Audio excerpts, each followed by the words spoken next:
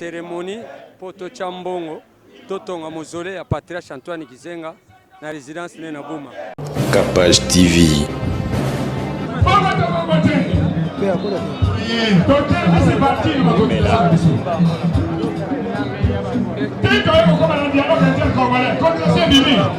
Capage TV.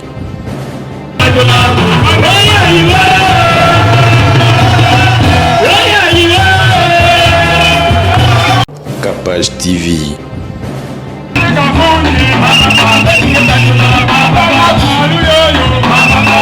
Capage TV. Capage TV.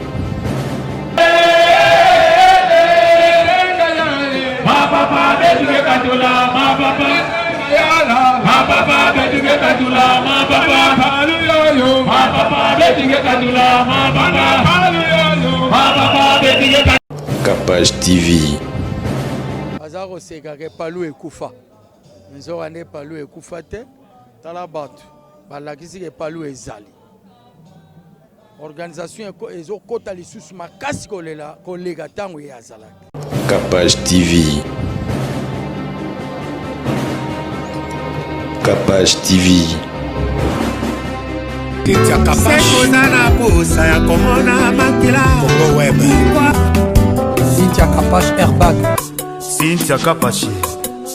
Cynthia Capache. Cynthia Capache. Malgré nous. Capache motona lingeli ngite. Mama machele motona lingeli ngite. Makosena mama seki mama nakututula mama. Okongenga lokola moya mbugwe koko malanga. Ah, j'ai des larmes. Yeba que depuis na monaki yo nakoma troublé. lokola moto liboso ya des chemins Wapinzela bien. o troublé nga bongo. Non, est vrai. Cynthia Capache Airbag. Amusi Afrika, Afrika, Otata Kimbangu,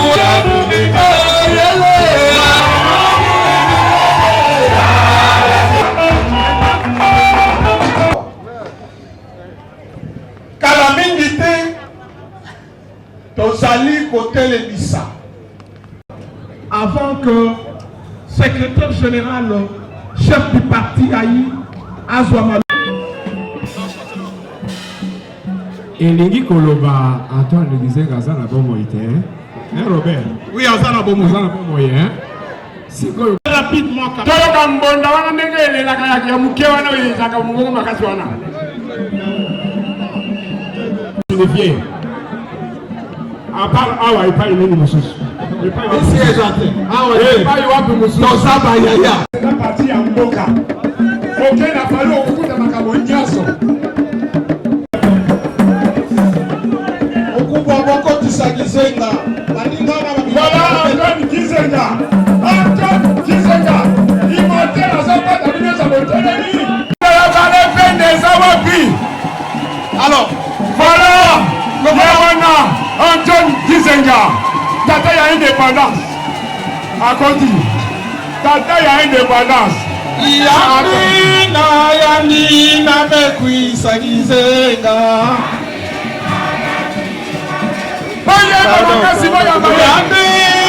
Yamina mekwisa.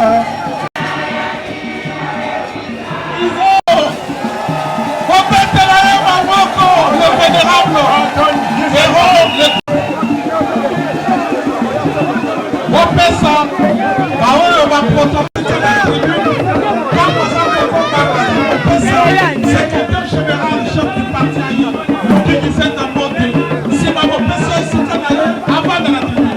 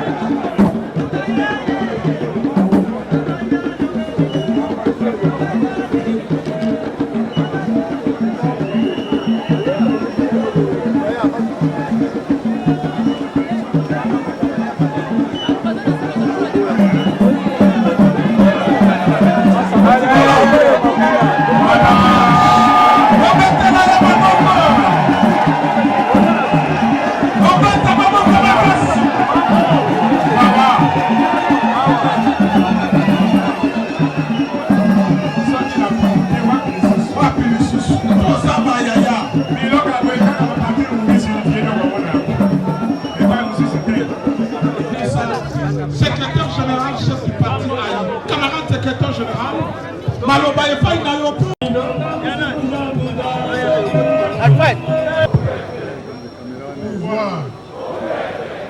pouvoir.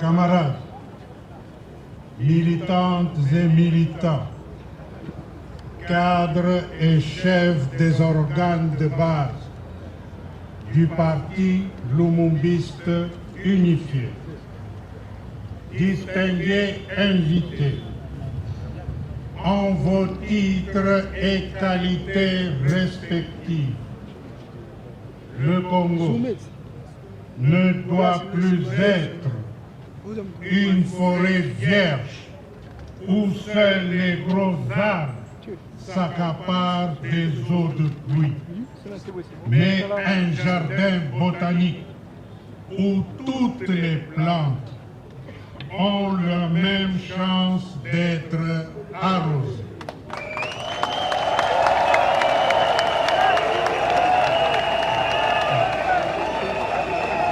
Notre vénérable guide, le patriarche Antoine Gizenga, que nous avons souhaité entamer notre allocution d'aujourd'hui. Une citation qui devrait déjà retentir en chacun de nous comme une vision pour des lendemains meilleurs et prospères pour tout le peuple congolais. En mémoire de l'illustre disparu, le vénérable patriarche Antoine Gizenga. Camarades, débarrassés, car depuis la colonisation, il ne fait qu'à servir chaque jour davantage notre peuple, pour que celui-ci ne puisse pas tirer les justes dividendes de l'indépendance du Congo. Le PALU fait donc ce que Patrice Emery Lumumba, notre apôtre de la liberté, nous a demandé de faire, à savoir débarrasser le Congo de ce capitalisme vil et dégradant.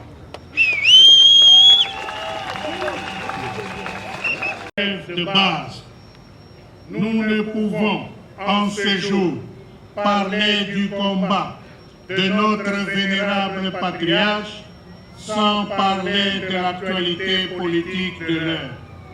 Et pour le faire, nous nous inspirons ici de ces enseignements suivant lesquels, pour nous les Lumumbistes, dans l'ordre des priorités, nous défendons les intérêts de la nation, du peuple, du parti, et ce n'est qu'après que vient la satisfaction de nos ambitions individuelles. Pas suffisamment de martyrs, et surtout parmi les militants du parti Lumumbiste unifié. Lumumba!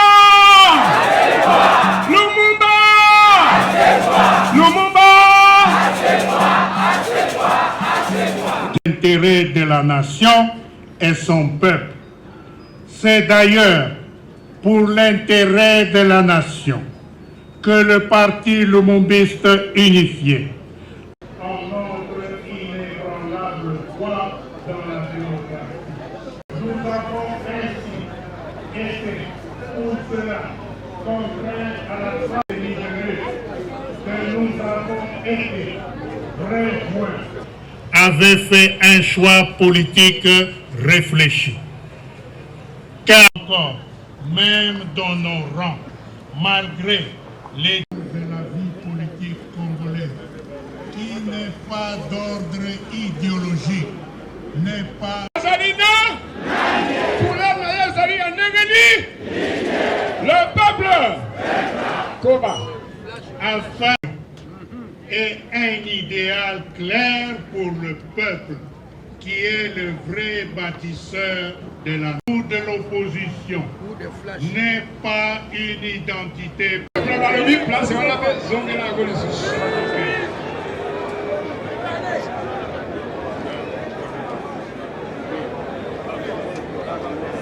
Être de la majorité au rythme des résultats des élections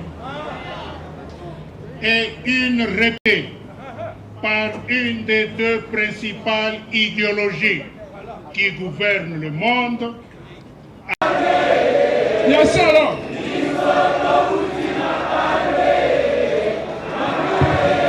Devrait plutôt nous aider à construire cette démocratie qui marche dans sa vision pour une démocratie bipartite. À cet effet, et même si nous sommes encore mal compris, nous, les partenariats politiques souhaités, idéologiques, irréférendables de cette coalition aujourd'hui. Et notre parti tient, comme à son habitude, à honorer. ezali place toye kosala cérémonie poto Chambongo totonga mozole ya patriarche Antoine Gizenga na résidence ne na Buma yango toya poto Chambongo wana to tonga mozole na ye donc biso bana to aliawa lokola tolelaka papa na biso makasi yango toye poto Chambongo to sala mozole na ye po nga benga ba congolais bazoseka atala babwaki ye abona biso bite biso bana ne to ali yango toya poto Chambongo to tonga mozole na papa betuke katula ma papa ya luyo ma papa betuke katula so ma papa betuke katula ma papa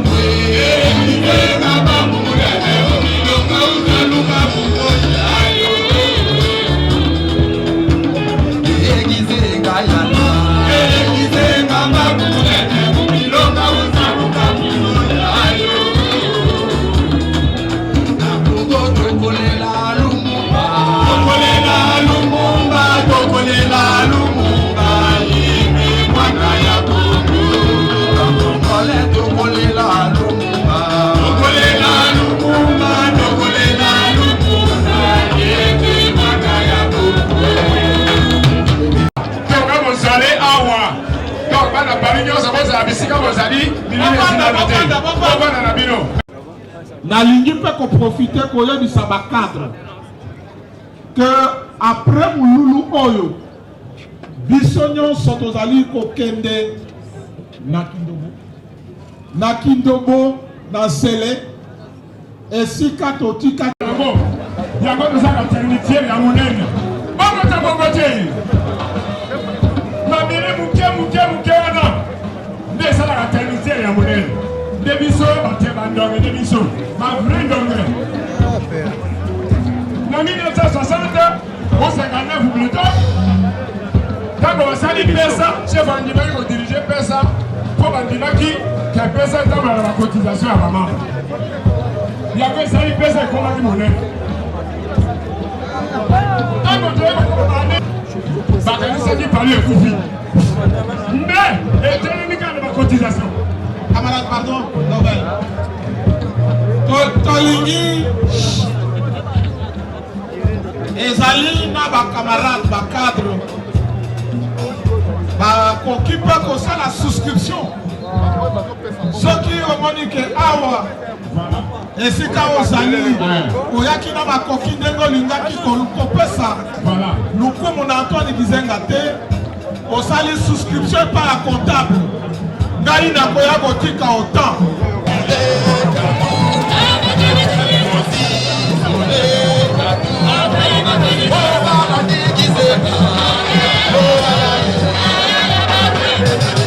Puis mon consignabiso vénérable patriarche Antoine Gizenga, paix à son âme, à Koufaki, tu es belé, Bazaro Sekake Palou et Koufa. Nous avons Palou et Koufate, Talabatu, Balakisi et Palou et Zali. Organisation ezo kota lisusu makasi kolega tango ya zalaki wana ya libusu ya mibale bakundaki ye provisoirement na ntsele na testament na ye alobaki foto zongisa tokunda ye na buma wapi esika tozotonga muzole na ye awa toye kolancer mozole parti politique evivaka na bacotisation oyo ezali cotisation ponctuelle. Il y a circonstance. Opération Totonga Mausolée. Et puis, d'ici le 30 juillet, il faut déplacer Nzoto d'un scellé Tina Bouma. Sangani, ils allaient pour une raison mibale. Première raison, ils allaient pour un lancement. Il y a récolte de fonds pour Totonga Mausolée. Il y a patriarche Antoine Gizenga. Pona ko longola nzoto na ye elongwa na Kindobo ekende na Buma ya mibale to sangani lisusu pona ko sala regroupement ya ba militants parce que bato baza ko loba ke Palou et Koufi après mort ya Antoine Gizenga Palou eza lisusu te nzoka lelo vraiment to monisi na monde que Palou ezali et puis to sepeli na message surtout il y a chef de parti pour encourager biso koloba ete tozonga simate to lela kaka chef oya keite kasi atikeli biso nyonso tout pour que to tia ba batterie en marche pour que Palou ekende liboso ezalaki poto lancé officiellement et il y a kokundama ya mokonzi na biso notre grand leader patriarche Antoine Gizenga. En tout cas, dans 30 jours, Toyeba, Kosili Samakambouane, et puis Bokoya Lissous nombreux, pour Binonde, Bokopanzi Sangonde, Bokende, Kopanza Sangonde, le Lengeni na Kokundama, Naz Mozole, Naye, Otokotongela, le Kola Tongela équipé, Mokonzi, oh, ya IDPS, pour Bazabatu, oh, Bunda qui pour Namboka, pour la démocratie, et Zonganagati Amboka.